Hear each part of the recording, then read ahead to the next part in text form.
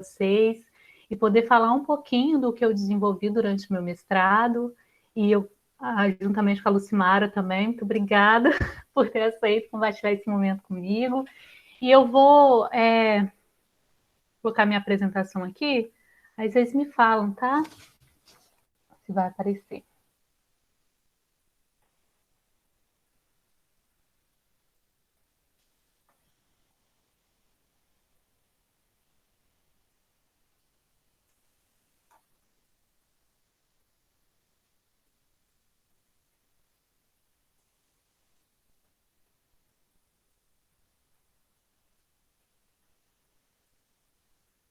Tá aparecendo?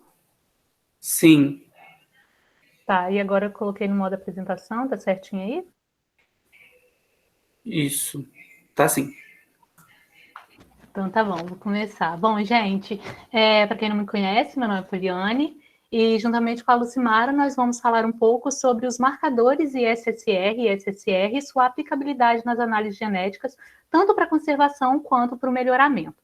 Eu vou falar um pouco sobre o que eu fiz no meu mestrado, que eu estudei a estrutura e a diversidade genética de 2 espécies ameaçadas de bromeliáceas no Parque Nacional de Itatiaia.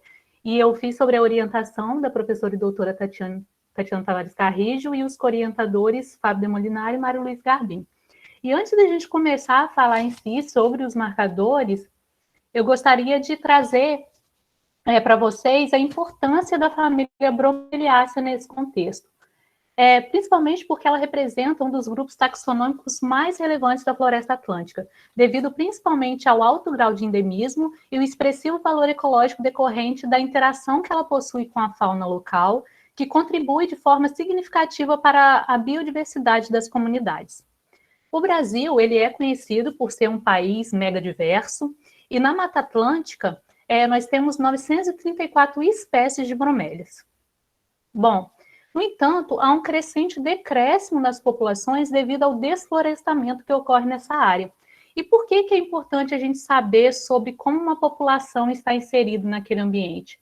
Porque existem espécies que são altamente especializadas a determinados ambientes, como é o caso de Ferniceia itatiaia, que é uma espécie rupícola, ou seja, de campos de altitude, e a Quimeva rutiana, que é uma espécie epífita.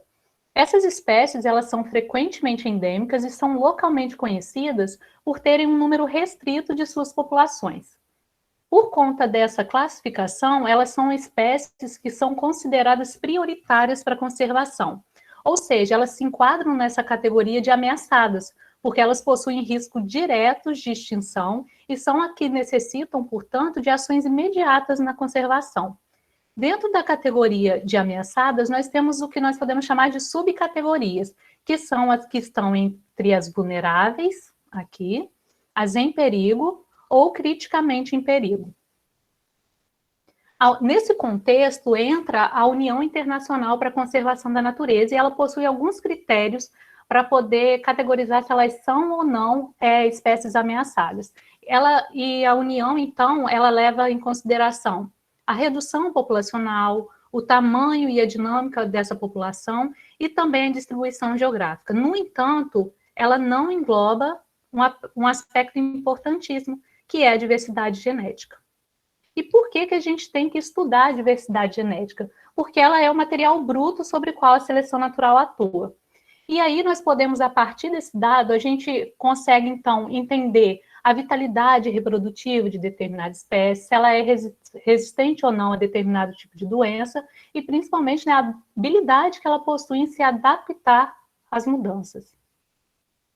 E aí agora a gente entende um pouco como que eu vou utilizar o marcador genético do tipo ISSR, que é um marcador que, na verdade, ele é utilizado como uma ferramenta nesse sentido, porque é uma forma que eu tenho de acessar a diversidade genética e identificar a diferenciação, tanto entre indivíduos quanto entre populações. E uma característica importante também é que ele não tem a necessidade do conhecimento prévio da sequência-alvo do DNA, o que torna o conhecido também como marcador do tipo universal. E como que eu vou entender a localização desse marcador? Ele é chamado de ele está entre sequências simples de microsatélites, ou seja, aqui nós podemos observar um fragmento, né, do genoma, e entre os SSRs aqui, ó, que também são conhecidos como microsatélites, nós temos os ISSRs. E qual outra característica também que é importante nesse marcador? Que ele é um marcador dominante. Isso significa que quando nós analisamos um gel, nós observamos só alelo dominante. Então, aqui, ó, nós observamos que mesmo que seja um homozigoto dominante, heterozigoto ou recessivo, o que nós vamos observar aqui são apenas os dominantes. Bom, e aí como que a gente vai estudar até chegar nesse ponto de analisar um gel? Quando nós fazemos uma coleta em campo, como no meu caso eu fiz lá no Parque Nacional de Itatiaia, um grupo fez a coleta, e aí eu recebi as folhas armazenadas em saco de papel contendo sílica em gel para evitar que oxide. Isso é muito importante, a forma com que esse material vai ser armazenado. E aí, em cima dessas folhas, eu fiz um corte para pegar as folhas, e aí fiz, então, a extração do material genético, nesse caso, DNA, e a gente usa um protocolo já específico. Nesse caso, eu usei o Dolly de 1990, com algumas modificações. Depois que faz essa extração do DNA, nós utilizamos, então, o nanodrop, que vai avaliar a quantidade e a qualidade desse DNA nas amostras, né? E a partir de então, nós fazemos o que é mais conhecido, que é a reação em cadeia da polimerase por meio do termociclador. E nós vamos amplificar, então, milhões e milhões de vezes aquele fragmento de DNA. E aí, aqui, nós utilizamos os reagentes necessários para fazer mesmo como se fosse um ambiente celular, para a gente poder ter essa amplificação. Depois disso, nós levamos, então, fazemos a aplicação num gel, que no meu caso foi o gel de agarose, a 2%, numa cuba de eletroforese, e aqui nessa corrida, que é o que a gente chama, tem a fragmentação mesmo, nós vamos ter, as bandas vão se separar, e aí nós vamos conseguir ver, então, o perfil eletroforético depois que a gente coloca aqui no fotodocumentador, e aí é que nós vamos ter, então, esse perfil eletroforético. Bom, aqui nesse gel, nós podemos observar logo aqui em cima, um número de determinados indivíduos. Esse daqui é um gel que eu fiz, e aqui estão, então, o número dos meus indivíduos. Aqui tem um marcador com fragmento conhecido, né, de tamanho conhecido, e a partir desse gel nós também podemos observar que é um marcador que ele utiliza, então, análise de multilocos. Isso é muito importante porque é o tipo de característica que a gente avalia também. E aí, em cima desse gel, nós começamos a avaliar, então, o que nós chamamos de matriz, nós criamos uma matriz binária. E o que é essa matriz binária? São justamente os dados de presença ou ausência de bandas, por ser um marcador dominante. Então, se tem banda, eu coloco 1, que significa presença, não tem banda, 0, representando a ausência.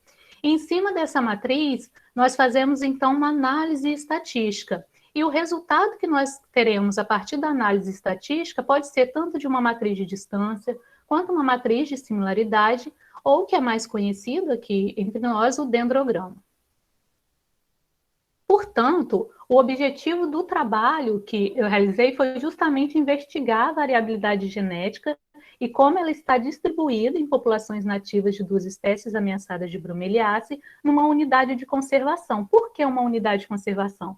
Porque nós partimos do pressuposto de que essa unidade de conservação, ela está, de fato, conservando essa diversidade genética. E a gente quis avaliar justamente isso, o quão efetiva ela estava sendo nessa conservação. E para isso, nós também desenhamos alguns objetivos específicos, como implementar a obtenção de amostras, né, no campo para análise genética por meio de uma amostragem adaptativa, mensurar como a variabilidade genética está distribuída ao longo da área de ocupação das populações dentro da unidade de conservação e também caracterizar os padrões da variabilidade genética dentro da população. E aí é importante a gente saber, antes de ir para campo, onde a população ela está localizada.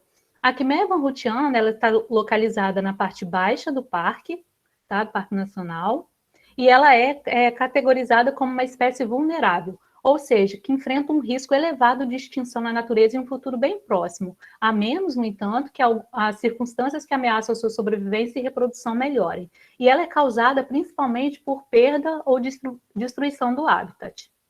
Já a Fernicea itatiaia, ela é uma espécie de campo de altitude, então ela está na parte alta do parque, e ela é classificada como em perigo, indicando que a espécie provavelmente será extinta num futuro próximo. E esse é o segundo estado de conservação mais grave para as espécies na natureza, portanto, precisa ser olhado ainda com mais critério, né, e cuidado.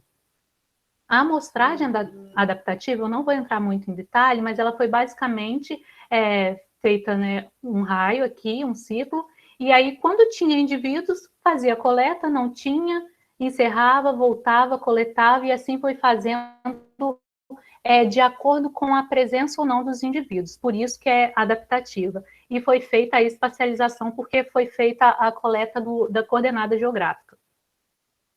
E ao fim, então, da coleta, nós utilizamos 45 indivíduos de Achimeia von ruttiana e 71 indivíduos de Fernicea itatiaia. E com base naquela matriz binária, nós utilizamos, então, 3 programas estatísticos. E aí, a matriz ela foi modificada de acordo com a necessidade de cada programa. Então, para avaliar a diversidade genética, nós utilizamos o programa Genes, e intrapopulacional, porque eu só tinha uma população de cada espécie. Isso faz diferença também na análise, tá? E para ver a diversidade genética de Ney, utilizei o PopGene, e para avaliar a estrutura populacional, o programa Structure. E os valores que foram utilizados, os valores que eu encontrei depois que utilizei no programa, eles foram utilizados, então, para fazer uma análise de agrupamento, que é o que nós conhecemos como os dendrogramas. E aí, quando nós obtemos o dendrograma, nós precisamos medir a qualidade desse agrupamento. Como que esses indivíduos estão agrupados? Como que eu vou decidir um número verdadeiro, um número ótimo desses grupos que foram formados? E aí é realizado, então, o que nós chamamos de ponto de corte. Isso tudo já é realizado, sim, pelo programa, mas é bom a gente entender como funciona para, na hora da gente discutir os dados, a gente saber melhor como que foi construído. E é estimado pelo método de Dimogena. E aí, depois que eu avaliei, que eu vi a qualidade desses agrupamentos para a par dos indivíduos, que aqui nós estamos fazendo uma classificação para a par, nós precisamos julgar a adequação dessa classificação. E para isso nós utilizamos então o coeficiente de correlação cofenética, que é justamente para verificar a consistência desses agrupamentos. Também é realizado no programa Genes, tá? E aí, para fazer uma análise mais descritiva desses dados, olhando também aquele perfil eletroforético, um trabalho aqui agora mais manual, nós vamos então ver o número total de bandas que aquele prime possibilitou, o número de bandas polimórficas, que é a variação que teve, que é o que realmente interessa, a porcentagem de bandas polimórficas e também a variação no tamanho dos locos que foram amplificados, que apareceram no gel, né? E para cada valor que foi perdido, então você vai atribuir de acordo com o que o programa estatístico exige. E aí nós obtemos, esse aqui é a análise descritiva. Quando eu vou fazer essa parte molecular, ali no laboratório da UFES, nós iniciamos com 43 marcadores ISSR. E aí nós fazemos uma triagem desses primes para ver quais dentre eles vão me dar assim, uma banda que seja mais nítida e que seja um marcador mais informativo. Dentre esses 43 marcadores, 11 iniciadores, então, foram os escolhidos. E aí, para cada marcador aqui, ó, eu faço a contagem do número total de bandas, do número de bandas polimórficas e da porcentagem, bem como também o tamanho mínimo ou máximo, baseado lá naquele marcador referência, qual é o tamanho mínimo e máximo. E aí, ao total, eu vejo que, nesse caso, para Fernicea itatiaia, eu tive 171 número totais de bandas, 155 de bandas polimórficas e 89% de polimorfismo. E aqui o menor tamanho de bandas foi de 200 pares de bases e o maior de 2.100. para a Quimeia vanrutiana, mesmo procedimento. 43 iniciadores iniciais, né, que eles são universal, então eu posso usar para espécies diferentes, porque eu não preciso de ter uma sequência específica. E aí escolhemos, então, 15 iniciadores. E foi feito o mesmo processo. Ao final, foi verificado 235 números totais de bandas, dentre eles 219 eram polimórficos diferentes e 92,8% de bandas polimórficas. E aí, então, o que foi observado? Que para Fernicea e Tatiaia, todos os marcadores apresentaram polimorfismo acima de 82%. E para a Quimeia, todos os utilizados para essa espécie apresentaram polimorfismo acima de 87%. O que isso é importante? O que essa porcentagem significa? Para a maioria das monocotiledôneas, como é o caso de bromélia, a literatura aponta que essa proporção ela está em torno de 40,3%, então já é um valor base. E no estudo foi observado que os marcadores apresentaram polimorfismo acima de 80%. Então é um valor ótimo, né? E aí, quando eu vou avaliar a dissimilaridade, ou seja, que eu vou entender um pouco melhor o meu dendrograma, a dissimilaridade é justamente a diferença para a par de um indivíduo para o outro. E essa dissimilaridade ela foi mensurada a partir de 309 loci. Tá? E aí o ponto de corte aqui, ó, que eu falei lá atrás, ele serviu para fazer, e aí o próprio programa dá esse resultado, tá? Faz esse corte de 74%. E a partir disso, então, eu consigo ver que eu tenho aqui 7 agrupamentos. Então, os meus indivíduos, eles foram agrupados de acordo com a sua, né, similaridade. Para a Quimeia vanrutiana, da mesma maneira. A dissimilaridade ela foi mensurada a partir da análise de 434 loci. E o ponto de corte aqui recomendado por Mogena foi de 81%. Então, eu tive, ao final, 4 agrupamentos. E essa análise de agrupamento ela é importante porque essas estimativas elas me permitem avaliar a heterogeneidade das minhas amostras, refletindo, então, a existência entre a variabilidade dos indivíduos estudados, nesse caso, Fernicea e a Quimeia. E ali vocês observaram também que para a Fernicea eu tinha 309 loci e para a Quimeia eu tinha 434. E é uma característica também de marcador dominante, porque eles podem apresentar, sim, um número de locos variando de acordo com a espécie estudada, tá? E aí o coeficiente de correlação cofinética, que tem a ver com aquela consistência da verificação desses agrupamentos, a literatura fala que sendo acima de 80% já é um valor ótimo. E para esse caso, na Fernicea, foi de 90%. E eu observo aqui no dendrograma também que o par 32 e 33 foi o que obteve o menor valor de distância genética, enquanto o par 9 e 68 foi o que apresentou o maior valor de dissimilaridade. Já para a Quimeia, o coeficiente foi de 91%, um valor excelente também. E para a dissimilaridade, o par 11 e 12 foi o que apresentou o menor valor de distância. E o par 1 e 2 apresentou o maior valor de distância. Então, quando a gente observa isso e leva para a gente entender melhor como essa diversidade está na população, nós observamos que a diversidade genética ela foi de 0,23 para Fernicea e Tatiaia e de 0,19 para a Quimeia vanrutiana. E o que esses valores significam? Esses índices, eles variam entre 0 e 1.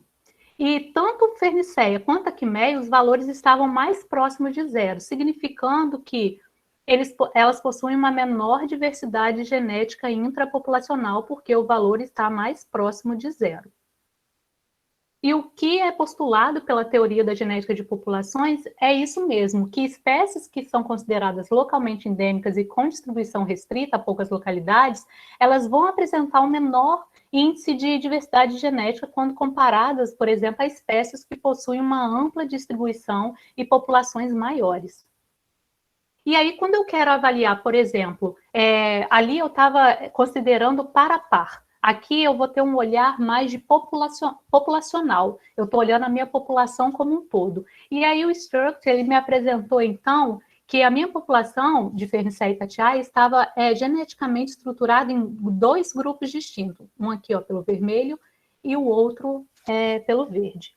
Já a quimeia apresentou 3 grupos distintos, amarelo, verde e vermelho, demonstrando que a população, elas estão estruturadas e elas estão como se fosse se juntando esses indivíduos em grupos geneticamente distintos. E é uma informação muito importante quando se trata de conservação, para saber como essa população está se estabelecendo naquele ambiente. Então, tanto a Fernicéia quanto a quimeia, elas estão em ambientes que ocorrem incêndios quase que anuais. Então, assim, a ação antrópica é muito forte naquele ambiente, podendo prejudicar, então, a sobrevivência dessas espécies, resultando até em um possível declínio contínuo da qualidade do habitat, mesmo dentro de uma unidade de conservação, sendo que não era para acontecer isso, né? E aí, o que isso é importante? Qual é o resultado? O que a gente volta para a sociedade? Justamente isso, que se essas espécies que elas já são categorizadas como ameaçadas, faz-se um estudo avaliando a diversidade genética, é extremamente importante para a manutenção dessas populações naquele ambiente, e ela tem uma diversidade genética baixa, precisa de um olhar mais cuidadoso para justamente conservar essa diversidade genética. E aí, nesse caso, os marcadores ISSR, eles apresentaram uma eficiência em detectar os polimorfismos, e os parâmetros, então, realmente apresentaram uma baixa diversidade genética, demonstrando, então, também, através do uso desse marcador, uma consistente estruturação genética com a formação de 2 grupos para Fernicéia e 3 para Quimeia. E isso, a gente entra em contato com o gestor do parque ou da unidade de conservação, por exemplo, para falar que por exemplo, a Fernicéia, o parque ele é aberto para visitação turística. Tem uma parte da população de Fernicéia que ela tem um contato maior com turistas. Nós não verificamos isso tão a fundo no trabalho, mas a gente já ressalta para eles que é importante que haja uma manutenção e que pode ser que a trilha tenha que ser mudada de lugar para os turistas não terem tanto acesso a esses indivíduos, porque eles estão correndo perigo. E aí, demonstrando que a eficiência do marcador ele tem muito a ver com a pergunta do seu trabalho. Se o marcador responder a pergunta do seu trabalho, ele é um marcador ótimo para ser utilizado. E aí, agora, para dar continuidade, eu vou passar para a Lucimara.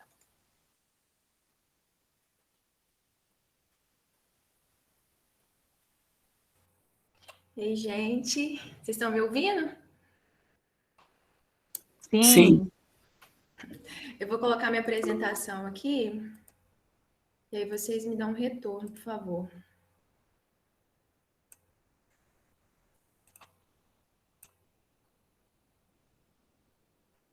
Tudo certo? Tudo certo. Então tá bom. Boa noite a todos. É um prazer estar aqui com vocês. Eu agradeço inicialmente o convite e eu vou dar continuidade aqui à nossa apresentação. Se travar, que eu recebi uma mensagem aqui falando que a minha internet estava meio instável. Então, se travar alguma coisa, vocês me avisem. E o meu vizinho resolveu furar a parede agora. Então, se der algum ruído aí, vocês sabem que é ele. Eu e a Poli, a gente se propôs a trazer a aplicação dos marcadores, né, moleculares, o ISSR e o SSR, ou microsatélite, abordando aqui um pouco dos resultados que a gente obteve nos nossos trabalhos na pós-graduação. E eu fiquei responsável por falar um pouco sobre os marcadores SSRs, né, ou microsatélites, e para isso eu vou mostrar para vocês aqui alguns resultados que eu obtive na minha tese com café conilon. Então, assim, a aplicabilidade aqui agora, ela tem um viés mais de conservação, de melhoramento genético, mas ambos os marcadores, eles podem ser utilizados, tanto em estudos com conservação, tanto com melhoramento. Vai depender aí da sua pergunta, né, dos seus objetivos e da espécie com a qual você está trabalhando. No meu doutorado, eu tive 2 capítulos, e no primeiro capítulo eu fiz uma caracterização molecular, né, de genótipos de cafeeiro, e no meu segundo capítulo eu avaliei mais atributos envolvendo qualidade da bebida. Então, eu avaliei atributos agronômicos, físico-químicos, sensoriais, e relacionei esses atributos com os marcadores moleculares. Como hoje o nosso objetivo ele era mais envolvendo as ferramentas, né, de marcadores, eu vou trazer para vocês aqui os resultados que envolveram essas caracterizações moleculares. Só que antes de eu falar do meu trabalho em si, né, dos resultados que eu obtive, eu queria definir aqui brevemente com vocês o que são marcadores SSR ou microsatélites, né? SSR são sequências simples repetidas e, como o próprio nome diz, eles são pequenas sequências de 1 a 6 pares de bases repetidas em tandem ali no genótipo, no genoma de um indivíduo. E o que é essa repetição em tandem? É um indivíduo repetido imediatamente após o indivíduo. O zoeiro me atrapalhando. É um nucleotídeo repetido imediatamente após o outro. E no caso dos marcadores microsatélites, essas repetições, esses nucleotídeos, pode ser de 1 até 6 pares de bases. Aí eu trouxe aqui um loco microsatélite para a gente avaliar e entender essa repetição aqui de uma forma mais didática. Vamos supor que eu estou avaliando um loco e esse loco ele tem uma repetição aí de 3 nucleotídeos, né, CAG. Então, esse trinucleotídeo, ele vai se repetir ao longo do alelo. Então, nesse primeiro alelo que eu trouxe aqui para vocês, ó, eu tenho o CAG se repetindo em tandem, um atrás do outro, por 14 vezes. Essa região aqui é a região que eu chamo de região microsatélite. E o que diferencia esse alelo dos outros que eu trouxe? O número de repetições, porque, olha, a gente está avaliando o mesmo loco, né, CAG, CAG, CAG, mas o número de repetições se difere. Enquanto aqui eu tenho 14 repetições, no segundo alelo eu tenho 17, no terceiro eu tenho 19. E por que eu quis chamar a atenção para isso? Porque a Polly acabou de apresentar para vocês que no marcador ISSR, o polimorfismo ali dentro da população, ele vai ser mensurado com base na presença e na ausência de fragmentos amplificados. Quando eu estou utilizando um marcador microsatélite, o polimorfismo entre os meus indivíduos, ele vai ser mensurado com base no tamanho dos alelos presentes num determinado loco. Então, se eu estivesse avaliando esse loco na minha população, eu teria ali, vamos supor, esses 3 alelos, e eu conseguiria diferenciar os meus indivíduos se eles tinham, com base no tamanho. Se eu tenho um alelo que tem 14 repetições, ele vai ter um tamanho. Se eu tenho 17, ele vai ser um pouquinho maior, um pouquinho mais pesado. Então, lá no gel, que eu vou mostrar mais para frente para vocês, você consegue ver o fenótipo molecular. Então, os diferentes alelos dentro de N indivíduos numa população. Além disso, essas regiões microsatélites, elas são flanqueadas por regiões conservadas entre indivíduos da mesma espécie ou indivíduos ali do mesmo gênero. Então, os primes que eu utilizo para acessar essa região microsatélite são primes que são desenhados com base nessa sequência conservada. Por isso que o microsatélite ele é dito como específico. Enquanto no ISSR a Polly disse que o marcador ele é universal, então eu consigo utilizar os primes para diferentes espécies, aqui no marcador microsatélite, o primer que é desenvolvido para uma espécie dificilmente pode ser utilizado para uma espécie que é filogeneticamente muito distante. Existe a possibilidade de transferabilidade. O que é uma transferabilidade? É eu pegar um primer que foi desenvolvido para uma determinada espécie e tentar utilizá-lo para amplificar o DNA de outra espécie. Só que quanto mais distante essas espécies forem, mais difícil é essa transferabilidade. No meu caso, por exemplo, eu utilizei alguns primes que foram desenvolvidos para o café arábica, mas o café conilon é uma espécie do mesmo gênero, Coffea. Então, eu consegui fazer essa transferabilidade. E isso na literatura é tido como uma desvantagem do microsatélite, porque eu preciso conhecer a sequência que eu vou amplificar para o desenvolvimento do meu prime. E isso pode gerar um custo, Pode não, né? Isso vai gerar um custo, isso vai demandar tempo. Então, para uma espécie que é pouco estudado, que ainda não tem um microsatélite desenvolvido, isso pode demandar um recurso muito grande ali, uma infraestrutura para poder esses primes serem desenvolvidos. No caso do café, por exemplo, que é uma espécie que já tem um alto interesse econômico, o genoma da espécie já foi todo sequenciado. Então, existem inúmeros microsatélites desenvolvidos. Então, nesse caso, é mais interessante utilizar um marcador microsatélite do que um marcador ISSR, mas ambos, né, eu deixo isso aqui, né, claro que eles vão me permitir acessar a diversidade de uma população, embora o microsatélite é dito como um pouco mais informativo, porque ele é um marcador codominante. A Polly explicou para vocês que no ISSR eu não consigo diferenciar homozigotos de heterozigotos. Aqui no marcador microsatélite, essa distinção é possível. Então, eu consigo ver lá no GEL o indivíduo que é heterozigoto, porque ele vai apresentar as duas formas alélicas ali de tamanhos diferentes. Então, eu consigo mensurar na minha população o grau de heterozigosidade, o que não é possível com o marcador ISSR. E aí, o perfil eletroforético, né, e as matrizes de codificação, eles também se diferem em relação ao marcador ISSR. Aqui, ó, eu trouxe um exemplo de um gel, onde esse é um gel que eu obtive na minha população com marcador microsatélite. E a gente observa o quê? Vocês lembram que lá no gel da Polly tinham várias bandas aqui em cada indivíduo, porque era um marcador multiloco.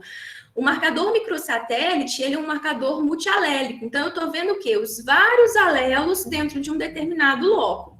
E é possível eu fazer a distinção dos heterozigotos. Olha, esse indivíduo 1 aqui, ele tem duas bandas, as duas formas alélicas. Então, eu digo que ele é um heterozigoto, e esse indivíduo que só tem uma forma alélica, eu falo que ele é homozigoto.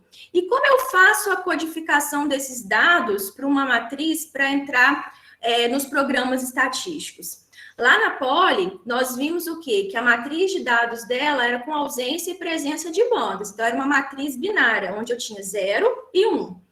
No caso do marcador microsatélite, eu posso codificar esses dados aqui basicamente de duas formas. Eu posso considerar o número de alelos. Então, para cada alelo desse que está aparecendo aqui no gel, eu denomino ele com um número. Por exemplo, essa bandinha aqui que é menor é igual a essa. Então, eu vou falar que ela é o número 1. E essa bandinha aqui é o número 2. Então, o indivíduo 1, que é um heterozigoto, ele vai ser o quê? 1, 2. O indivíduo 2, que é homozigoto, e ele tem a banda 1, ele vai ser 1, 1. Se eu tivesse aqui um indivíduo que tivesse só a banda 2, ele seria 2, 2. E assim sucessivamente. Mas eu posso também fazer essa codificação com base no tamanho dos alelos. Então, ao invés de eu denominar os meus alelos por números, eu vou atribuir eles o peso molecular. Para isso, eu vou me basear aqui no marcador de par de base, que é um marcador que eu já sei o peso molecular dele. Esse aqui que eu utilizei é um marcador de 50 pares de base, então a diferença de uma banda para outra é de 50, então eu consigo mensurar aqui os tamanhos dos meus alelos. É importante, nesses casos, a gente utilizar o artigo original ali que descreveu os primes. Por quê? Lá o autor, ele vai te mostrar a faixa de variação de tamanho dos alelos, para que você não subestime ou superestime o tamanho aqui dos seus fragmentos amplificados. E uma outra coisa que a gente precisa levar, né, em consideração é que alguns programas estatísticos, eles não aceitam a entrada de dados com as matrizes por número de alelos. Então, ao menos que você saiba o tamanho do alelo 1 e o tamanho do alelo 2 para você substituir lá no Excel, você teria que fazer toda a análise novamente, considerando o tamanho desses alelos. Então, é bem interessante, importante que vocês identifiquem. Aí eu vou fazer tal análise com tal programa. Como que ele aceita a matriz de dados? Para que vocês não percam tempo ali nas análises estatísticas.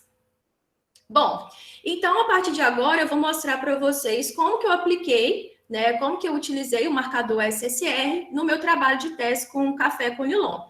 Eu trouxe para vocês aqui o meu primeiro capítulo da tese, que teve por título Caracterização molecular de genitores e progenes híbridas de café com Nilon. Foi um capítulo que eu já tinha submetido a uma revista, a ANAS Academia Brasileira de Ciências, em outubro de 2020, e ele já foi aceito em fevereiro de 2021, então provavelmente nos próximos dias, né, meses, ele já vai estar disponível aí no meio científico. A minha orientadora no doutorado foi a professora doutora Thaís Cristina, e as minhas co-orientadoras foram Patrícia Fontes Pinheiro, que é do Departamento de Química, e foi quem me auxiliou nas minhas análises fisicoquímicas, e a doutora Maria Amélia Galo Ferrão, que é uma pesquisadora do INCAPé, porque o meu trabalho teve uma parceria com o INCAPé. Bom, então eu vou trazer aqui uma contextualização, né, uma abordagem do porquê eu fiz esse trabalho, e principalmente porque a caracterização molecular, né, no cafeiro conilon. A gente sabe que a cafeicultura ela é uma atividade de grande importância no agronegócio mundial, tanto se a gente considerar aspectos econômicos quanto sociais, e que no Brasil a atividade é um componente-chave da economia, né? O país ele detém aí o título de maior produtor e exportador da cultura, e o Espírito Santo, né, que é o estado onde a gente se encontra, ele é o primeiro maior produtor de coffea canephora, aqui no estado conhecido como café conilon, e o terceiro maior produtor de coffea arábica, o café arábica, né, que são as duas espécies comercialmente cultivadas. O meu trabalho utilizou apenas o café conilon, então todas as informações, os dados que eu vou mostrar aqui para vocês, eles são referentes ao café conilon. Bom, o sucesso que a gente vê dentro da cafeicultura se dá em grande parte, por quê? Por causa do desenvolvimento e a disponibilização de cultivares que são obtidos aí nos programas de melhoramento genético da espécie.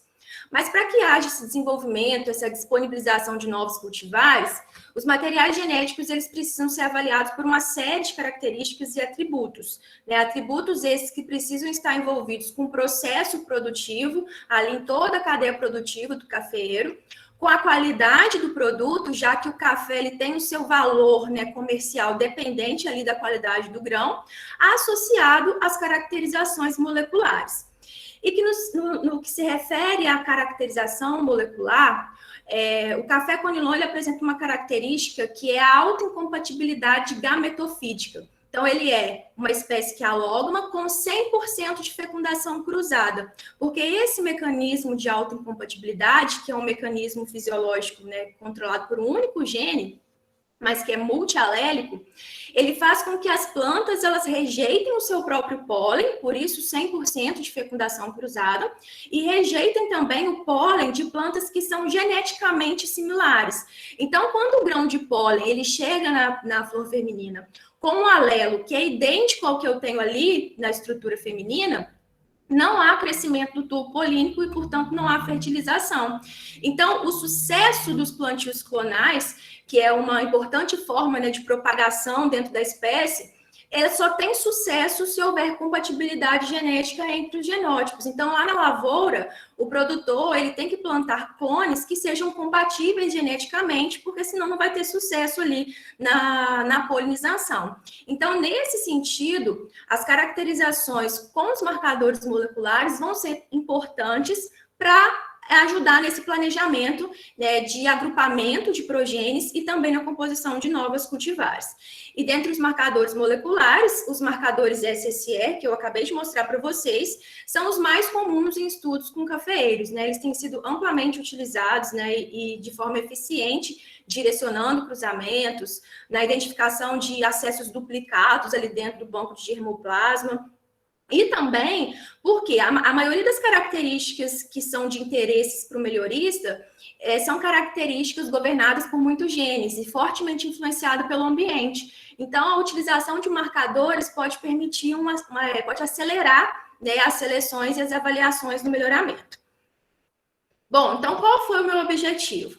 Fazer uma caracterização molecular por meio dos marcadores microsatélites de genitores e progênies híbridas de café conilon do Programa de Melhoramento do Instituto Capixaba de Pesquisa, Assistência Técnica e Extensão Rural, o INCAPé. E para isso, qual foi o meu material genético, né? Quantos genótipos no total eu avaliei? Eu avaliei 112 genótipos. Desses 112, 11 eram genitores, né, clones de café conilon ali, que eu denominei de P1 a P11, que eram materiais, né, que são materiais com características importantes, né, para a cafeicultura, que foram avaliados por diferentes características agronômicas, né, e são considerados genótipos elite, que estão em fases finais de avaliação. E esses 11 clones, eles foram cruzados, obtendo-se 101 progênies híbridas. Qual que era a minha hipótese? Se eu tinha ali 11 clones, né, que já passou por várias seleções, que apresentam uma ampla variabilidade, eu esperava encontrar dentro das 101 progênies também uma ampla variabilidade. Então, essas 101 progênies híbridas, né, juntamente com os genitores, elas foram avaliadas em experimento de campo, no delineamento de blocos ao acaso, com 3 repetições, 8 plantas por parcela, no espaçamento de 3 por 1. Então, esse experimento que foi utilizado para as avaliações posteriores, tanto para a coleta de folhas, para as análises moleculares, quanto para a coleta de grãos, que eu utilizei para as análises agronômicas, fisicoquímicas e sensoriais.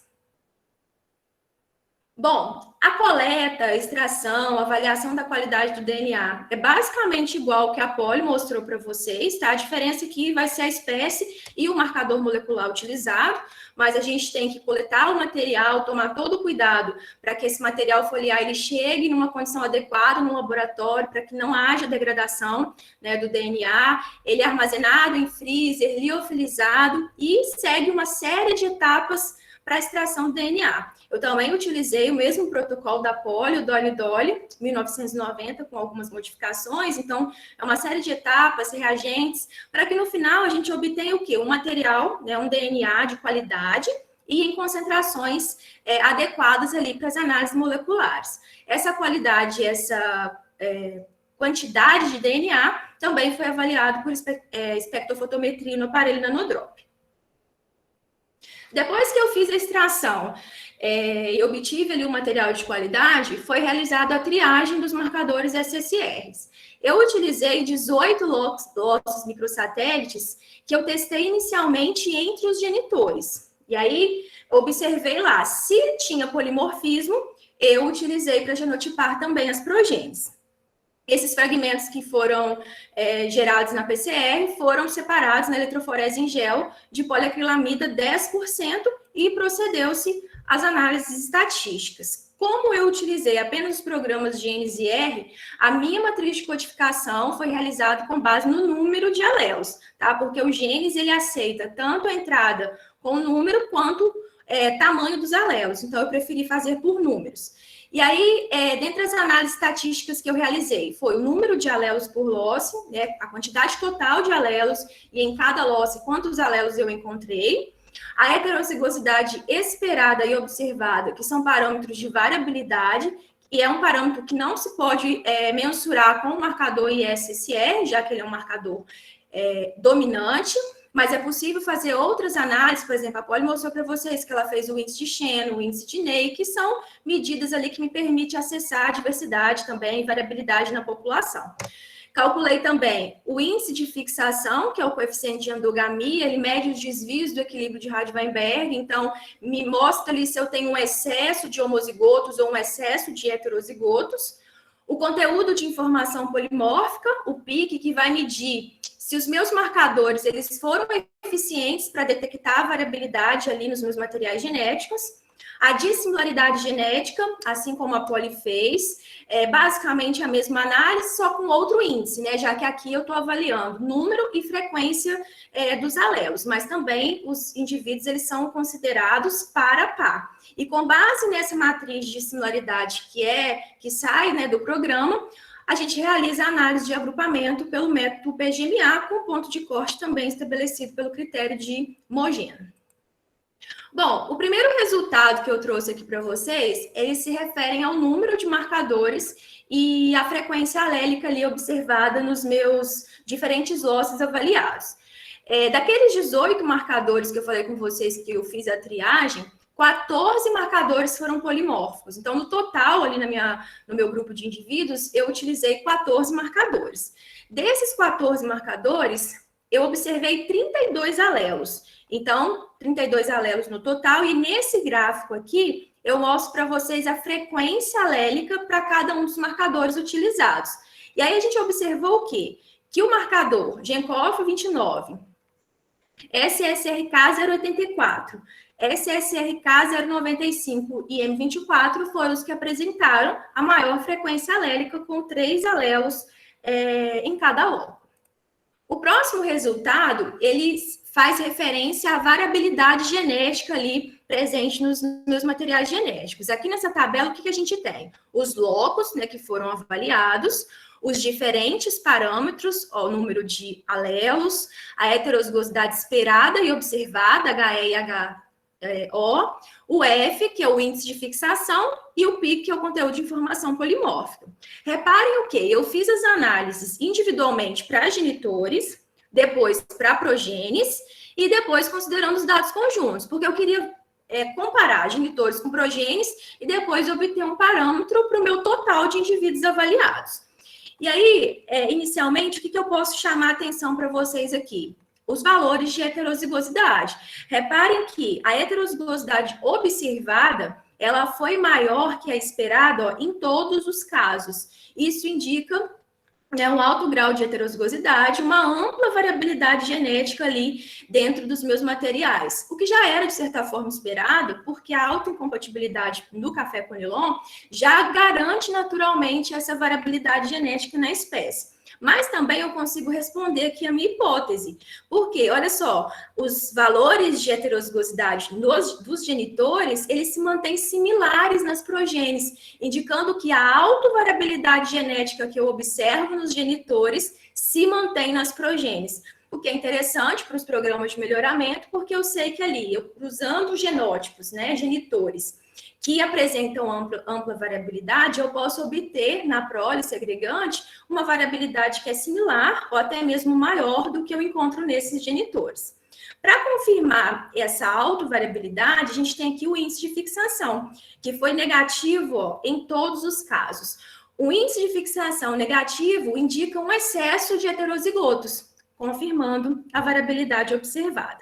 Para o PIC, nós obtemos valores de 0,35 e 0,37 na média, e segundo a literatura, valores entre 0,25 e 0,5 são marcadores moderadamente informativos. Então, esses marcadores que eu utilizei, eles foram eficientes para detectar a variabilidade genética nos genótipos de café conilon. Bom, a partir de agora eu vou mostrar para vocês os dendrogramas que a gente obteve com base na matriz de similaridade genética. Primeiramente aqui para os genitores, né? Eu fiz o dendrograma para os genitores e a gente obteve, ó, 2 grupos genéticos, o G1 e o G2. Aqui dentro, pela matriz de similaridade, a gente observou que os pais P1 e P5, eles foram os mais similares geneticamente. E os pais P11 e P2 foram os mais distantes, né, que apresentaram uma maior dissimilaridade. É interessante que nós observamos que os grupos formados, eles se formaram com base na maturação e na resistência desses genótipos à ferrugem. Aqui nesse primeiro grupo, né, no G1, os genótipos, eles apresentam maturação precoce e suscetibilidade à ferrugem, enquanto que no grupo G2, os genótipos apresentam maturação média, tardia, com resistência à ferrugem. Então, a gente consegue atrelar aí 2 parâmetros, né, de diversidade, tanto agronômico quanto molecular, e direcionar a escolha de genótipos de acordo com o objetivo e os interesses do melhoramento naquele momento. Para as progenes, a gente obteve aqui um dendrograma circular.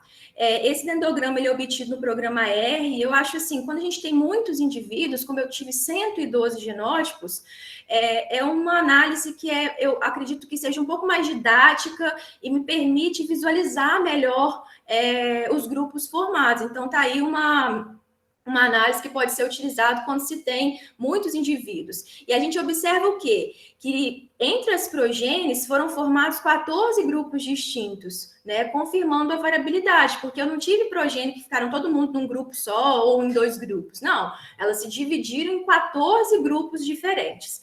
E uma coisa muito interessante que a gente observou é que as progenes 9 e 8, que está representado aqui por esse tracinho no dendrograma, elas são filhas dos mesmos pais, P3 e P5, e apresentaram dissimilaridade zero, ou seja, elas são 100% similares. Então, elas podem ser consideradas como duplicatas, o que é interessante porque a identificação de duplicatas por meio de marcadores, ela pode reduzir os tempos e os recursos ali utilizados para manter genótipos que são idênticos no programa de melhoramento. Então, se for de interesse do programa, uma dessas plantas pode ser eliminada, já que elas são idênticas, né, duplicatas. A maior distância foi observada entre a progênie 4, que está aqui no grupo G8, e a progênie 40, no grupo G3, e nós observamos a formação de 2 grupos isolados, né, formados por apenas um único indivíduo. Quando a gente tem grupos isolados no dendrograma, isso significa que aqueles indivíduos eles são os mais dissimilares em relação aos demais, né, tanto que eles não se agruparam com nenhum outro indivíduo. Então, assim, também são genótipos aqui promissores se o objetivo for selecionar indivíduos altamente divergentes.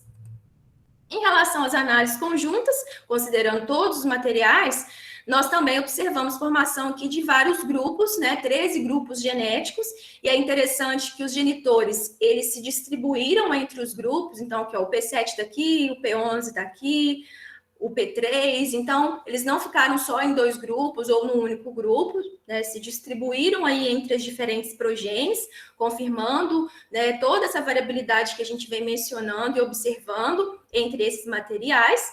E aqui a gente observou 3 grupos isolados, né, destacando aqui que, novamente, as progênies 38 e 40 ficaram isoladas e representando e confirmando essa maior divergência genética dessas progênies em relação aos outros indivíduos aqui avaliados. Se fosse para eu determinar para vocês aqui, né, quais foram os indivíduos mais dissimilares, eu destacaria o P11 e as 2 progênies 38 e 40, aí, que são promissores para futuras seleções e direcionamentos de cruzamentos. Bom, como eu disse no início para vocês, eu fiz uma associação desses marcadores utilizados com atributos de qualidade. Por quê? O nosso objetivo era selecionar, dentre os 112 genótipos, não só genótipos que tivessem uma alta diversidade genética, mas nós queríamos correlacionar um indivíduo, né, que tivesse divergência genética e também diversidade para outros atributos envolvendo a qualidade da bebida. Então, os diferentes atributos agronômicos, fisicoquímicos e sensoriais que foram avaliados, eles foram correlacionados com marcadores moleculares e, de fato, a gente obteve resultados satisfatórios. Eu consegui identificar 34 genótipos dentro desses 112 que se destacaram em termos superiores de diversidade genética e para os atributos agronômicos e fisicoquímicos. Eu avaliei tamanho de grão, porcentagem de grãos chatos, grão moca, rendimento, características fisicoquímicas, né, trigonelina, cafeína, e fiz a prova de xícara. Então, eu consegui avaliar nesses 34 genótipos um perfil também sensorial voltado aí para cafés especiais. E aí eu trouxe uma análise aqui que é bem interessante, que é só uma forma de mostrar para vocês também que é possível correlacionar esses dados e dar uma maior robustez às análises quando vocês trabalham, tanto com características moleculares, quanto com características morfoagronômicas, fisicoquímicas, né, e outros atributos. Essa análise aqui ela é obtida no R e é uma análise de comparação dos 2 dendrogramas. Então, aqui nesse dendrograma que eu chamo de variáveis conjuntas, é o dendrograma onde eu estou avaliando os atributos envolvendo qualidade da bebida. E esse aqui é o dendrograma da análise molecular. Né? Esse aqui não é possível fazer, aquele dendrograma circular, né? Só esse dendrograma aqui padrão do genes mesmo. Bom, o que essa análise me diz? Esse valor que sai aqui em cima, de 0,51, é um valor de emaranhamento, que me diz o quão alinhados estão esses dendrogramas. Ele é um valor que varia de 0 a 1, quanto mais próximo de 0, mais alinhados estão esses dendrogramas. Mas considerando que eu avaliei aqui uma série de características quantitativas, né? Se eu considerar a complexidade dos mecanismos genéticos que envolvem a expressão dessas características, a literatura me diz que esse valor de 0,51, ele é um valor suficiente e indica que esses marcadores possivelmente estão associados a essas características. E eu pude confirmar isso, eu não trouxe análise aqui para vocês, mas dentre esses 14 marcadores que eu estudei, 13 estão associados de forma significativa a possíveis QTLs, né, locus de caracteres quantitativos que controlam essas características. Então, se futuramente, né, que precisa de mais análises futuras, se forem confirmados essa associação que eu detectei, esses marcadores eles podem ser utilizados aí na seleção assistida por marcadores, onde eu posso selecionar a característica com base na marca molecular. Eu não preciso esperar o indivíduo vir a expressar essa característica em questão. E outra coisa interessante é que aquelas duas progênies que eu mostrei para vocês, a 8 e a 9, que está aqui no marcador, no dendrograma molecular, e aqui, ó, nas variáveis conjuntas, elas são 100% similares, né, duplicatas para características moleculares, mas elas apresentaram algumas diferenças quanto aos atributos de qualidade, indicando que essas características sofreram influência ambiental e não são hereditárias. Então, também é uma informação interessante. Além disso, o programa ele detecta, aqui, ó, que está marcado por essas linhas vermelhas, indivíduos que são altamente similares para os dois parâmetros. Então, eu tenho indivíduos altamente similares para os atributos de qualidade, mas que também são altamente similares geneticamente. Então, são informações bem interessantes para se estudar dentro do melhoramento genético do cafeeiro. Então, concluindo, a gente tem que esses marcadores que eu utilizei, que foram classificados como moderadamente informativos, eles foram eficientes para detectar a variabilidade genética entre os genótipos de café conilon. Os parâmetros que eu utilizei de variabilidade genética indicaram alta variabilidade ali dentro dos genitores, uma variabilidade que se manteve nas progênies, e aí a gente destaca o genitor P11 e as progênies 38 e 40 como as mais divergentes. E essas informações moleculares, né, por meio delas, é possível selecionar os materiais que são mais dissimilares para, em conjunto com características agronômicas e de qualidade superiores, que foi o que eu fiz no segundo capítulo, fundamentar possíveis composições de cultivares para o estado do Espírito Santo. Então, é isso que nós gostaríamos de apresentar para vocês. Eu agradeço aí a disponibilidade, né, a atenção de vocês, e qualquer dúvida estamos à disposição. Muito obrigada.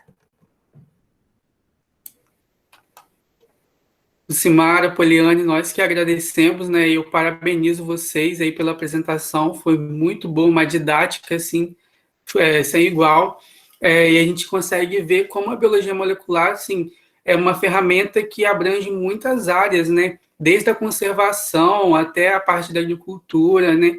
Então, é muito interessante. Então, assim, parabenizo muito vocês. Neste momento, eu gostaria de abrir aí para as perguntas, dúvidas ou contribuições, né? Quem quiser se manifestar, pode ligar o microfone, a câmera, fique à vontade.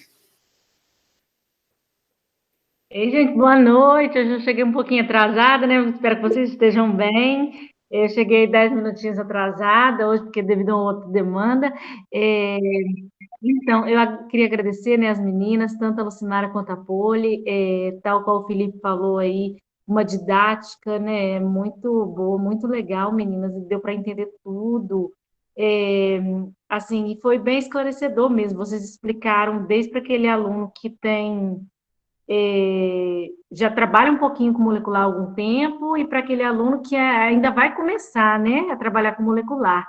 Então, ficou muito legal a apresentação de vocês, os dois trabalhos super interessantes, né? O de polio eu entendi que é mais no sentido até de delimitação de áreas prioritárias de conservação, né? Que são essas plantas geralmente de mata, né? E o de Lucimara mais voltado aí para o melhoramento genético do café, né? Eu achei as duas apresentações excelentes, o bom que cada um mostrou aí o marcador que trabalhou, né? Os dois são marcadores com vantagens, né? Tem uma ou outra desvantagem, logicamente todos têm, mas assim, para o que vocês propuseram a usar, né? O marcador foi bastante útil, né? E deu para observar o quanto ele foi eficiente, né? Nas análises de vocês duas, né? Geralmente a gente usa mais o ISSR, apesar de também ser usado muito para as plantas que já são bastante trabalhadas, né? Mas a gente usa muito para plantas que a gente ainda conhece pouco, ou que são menos trabalhadas, e o microsatélite, a gente pode usar também os dois juntos, né, meninas? Tal qual alguma de vocês até mencionou na apresentação.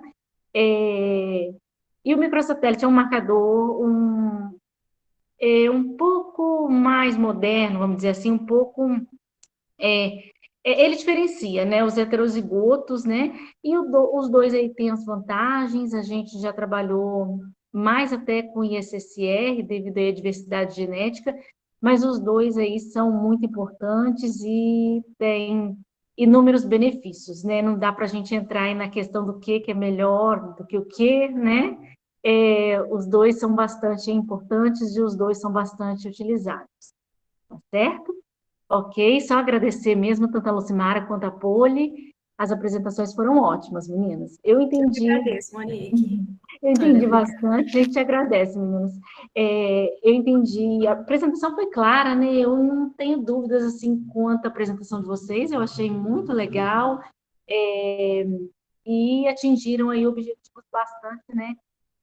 Bastante importantes, tá? Tanto com relação a plantas de mata, plantas algumas que são nativas, quanto para as culturas, né, de uma forma geral, em especial o café, que é muito importante aqui no estado, né? Bem legal o trabalho de todas duas. Parabéns, meninas, adorei.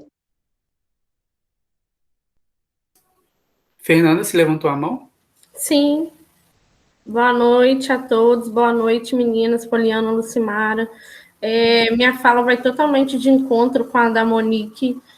Parabéns, ficou excelente a apresentação de vocês. E antes de fazer minha pergunta, eu queria falar um pouquinho sobre o quão foi maravilhoso e bem também de encontro com o que a gente tenta mostrar aqui, principalmente na UENF, que tem muitos trabalhos ainda do melhoramento clássico e onde a gente muitas pessoas ainda não conseguem ver a aplicação do marcador no melhoramento clássico, que o trabalho de vocês duas, ele vem totalmente para mostrar, né, que a gente pode aliar o melhoramento clássico, sim, na análise molecular, não precisa ser sequenciamento, não precisa passar SNP, não é isso, né? A gente consegue, sim, ter um trabalho de melhoramento clássico aliado aí aos marcadores moleculares. Então, assim, parabéns mesmo. E eu queria fazer uma pergunta para a Lucimara. Poli, parabéns, seu trabalho maravilhoso. Uma Lucimara também. Obrigada, Cecília. E, infelizmente, a minha internet falhou um pouquinho numa parte que me interessou bastante, que foi aquele teste que você mostrou de comparação dos dendrogramas, né? O último, né? Que eu mostrei. O último. E me interessou bastante porque eu trabalho com milho pipoca aqui na UENF e eu trabalho também com características morfoagronômicas e vou começar agora a minha análise molecular. E eu queria que você, se não for pedir muito, você me falasse um pouquinho sobre esse teste, um nome, inclusive, que eu não consegui anotar, se te incomodando um pouco. Não, que isso. Você quer que eu volte a apresentação aqui ou posso só falar? Pode só falar, com certeza. Tá. É porque essa análise comparativa é uma análise que a gente faz com base na matriz de distância dos dados, mas no R. Então, você primeiro vai calcular a distância para os seus dados agronômicos, né, morfoagronômicos, que está avaliando, e também os moleculares, e vai lançar essa matriz lá no R. E aí tem um pacote, depois, se você quiser, eu te passo o nome do pacote. Ai, quero ser. Tá? E aí você roda e ele vai te dar essa associação entre os dois dendrogramas, aquele valor de emaranhamento. Sim. Que diz o quão alinhados estão os dendrogramas. E aí, só que eu tive uma análise complementar, que foi uma análise onde eu avaliei os marcadores, se eles estavam realmente associados ou não àquelas características. Mas por ali você já consegue ter uma informatividade. Quanto menor for aquele valor, mais alinhados, né, e mais possivelmente aqueles marcadores estão associados àquelas características que você está avaliando. Ah, ótimo. Uhum. Ah, entendi. Eu vou querer sim o nome do pacote. Tá, com certeza. Obrigada, tá? Obrigada. Parabéns, tá? Obrigada. Eu tenho uma pergunta para a Lucimara. Já existe alguma forma você já fez para passar essas informações que foram tantas, né, para os produtores? Eles já têm essa maneira? Então, eu estou até agora, depois do meu doutorado, trabalhando com uma bolsa de apoio junto com a Embrapa e o Incapé. Então, nosso objetivo é fazer uma circular técnica com todas essas informações, assim, num conteúdo mais aplicado ali aos produtores, né? Porque justamente isso, a gente tem esses dados no nosso meio científico, mas os produtores, eles não estão lá lendo artigos, né? Então, a gente tem que disponibilizar isso de uma forma mais como que eu posso dizer, mais acessível para eles, né? Então, a gente vai promover uma circular, não só com o meu trabalho, mas com os vários trabalhos que têm sido desenvolvidos no Incapé para mostrar justamente isso para eles. Entendi, muito legal. Muito bom, parabéns, meninas. Excelente a apresentação de vocês. Muito interessante você falar que vai fazer, vocês estão montando, né, um circular técnica, que outro dia eu ouvi uma pessoa me questionando que não sabia porque o café Conilon dele não produzia. Então, a informação simples, que é a questão da autoincompatibilidade, necessidade de ter mais genótipos para poder conseguir produzir, é algo que, assim, para a gente que está lendo, beleza, tranquilo, mas o produtor muitas vezes não tem essa informação. Então, é muito importante mesmo a gente tentar levar esse conhecimento para o produtor, né? Parabéns, muito bom.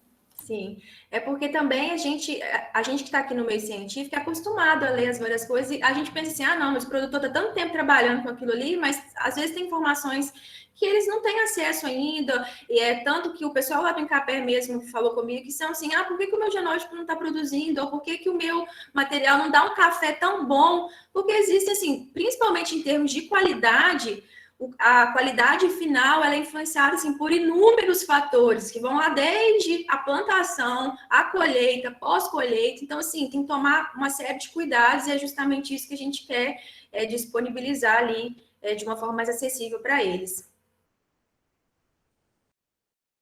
Eu tenho uma pergunta para a Lucimara. É que eu estava notando, não consegui entender direito. Uma parte da sua apresentação, você falou sobre QTL. Aí eu não consegui entender qual é a relação do QTL com o seu trabalho, assim.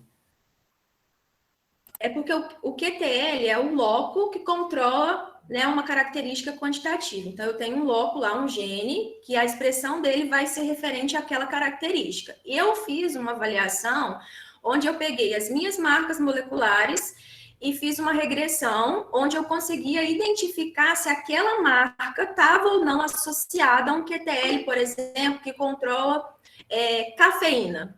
Então, eu consegui ver lá dos meus 14 marcadores se tinha algum daqueles marcadores que estavam associados à cafeína. Porque aí eu não preciso esperar aquele genótipo, né, expressar a característica, fazer lá a prova, fazer a análise fisicoquímica para ver se ele tem ou não cafeína. Eu posso selecionar aquele genótipo utilizando só a marca molecular. Eu vou lá, se eu consigo detectar o polimorfismo ali para aquela marca, eu já sei que ele provavelmente pode ter uma característica favorável para a cafeína, por exemplo. Só que o meu trabalho foi um trabalho mais inicial, a gente precisa fazer mais validações para eu poder certificar se realmente, né, bater o martelo lá para saber se aquela marca está associada àquele loco mesmo. Deu para entender? Deu sim, tá, joia? Obrigado. Nada. Mais alguém, pessoal? Alguma dúvida?